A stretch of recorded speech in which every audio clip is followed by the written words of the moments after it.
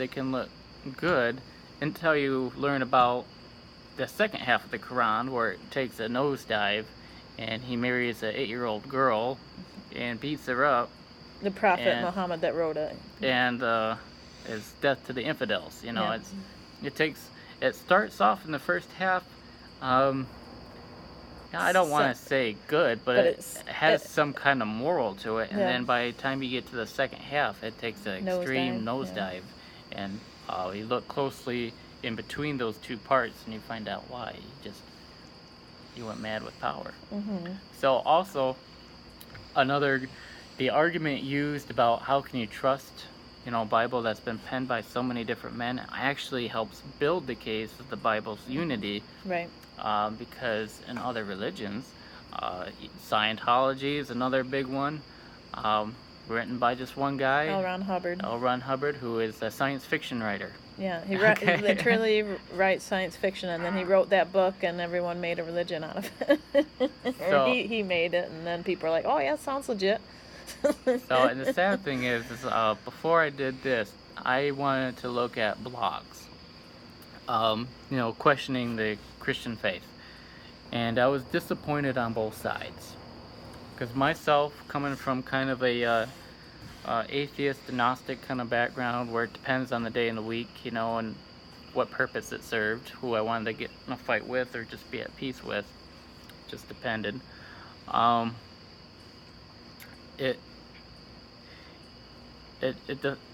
logic of both sides of the argument falls so flat between a Christian and, let's say, an atheist, because it gets to the point where you're just battling in anger. And I was looking at a bunch of those blogs, and I'm trying to find out why the atheist sounds angry at the Christian, and this Christian is not giving great answers to the atheist. I would assume pretty generic answers, which lead to nowhere. Mm-hmm. And as I got, I'm reading almost a year's worth of blogging going on and fighting between the two, and I found out that the atheist was burned by a church. Mm-hmm.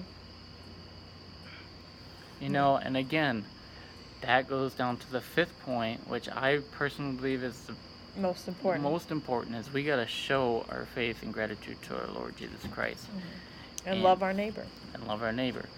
And then when we get into a situation where we want to talk about our faith, the Bible tells us that we're not supposed to be argumentative about it. We present our case, and if they're going to stone us for it, then they're going to stone us for it. Mm-hmm. We don't have to argue and hit back, Mm-hmm. And a lot of times you can tell, too, like if someone's if they have legit questions, that's one thing. But if someone just is trying to pick a fight, you usually can tell the difference. And then you just it's usually yeah. And then you just leave it alone. Right. If it's someone that is not going to change your mind, no matter if you have physical evidence to show them or not, they just want to pick a fight, then it's usually best to say, well, let's agree to disagree, and you have a nice night. And pray for them. Yes. And pray for them, of course. So yeah, I wanted to throw that out there because I want us to be aware that if you choose to go down the Christian path, which I absolutely hope you do, but you take that seriously and to live it, because doing that it's like kind of like that grandma saying, you're gonna attract more flies with honey than with vinegar.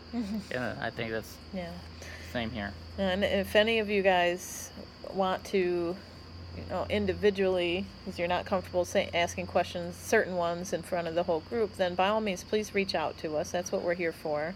And we want to help you guys with whatever you're battling with, or whatever questions that you may have. So yeah, because Kara and I, we've got questions and battles going on. I mean, like Abraham right now, we're having, or at least I am having trouble with the faith part that God's going to provide for our needs when we see finances going down and our needs going up. It's a hard thing to have faith that Jesus is going to do what he needs to do for us. And it sounds silly because he always has, but it's a constant battle.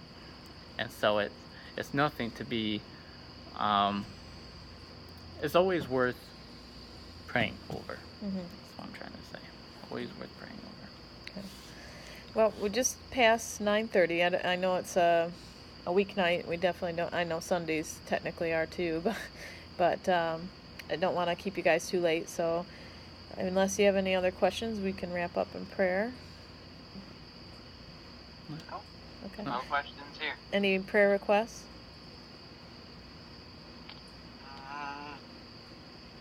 They could see Livy more.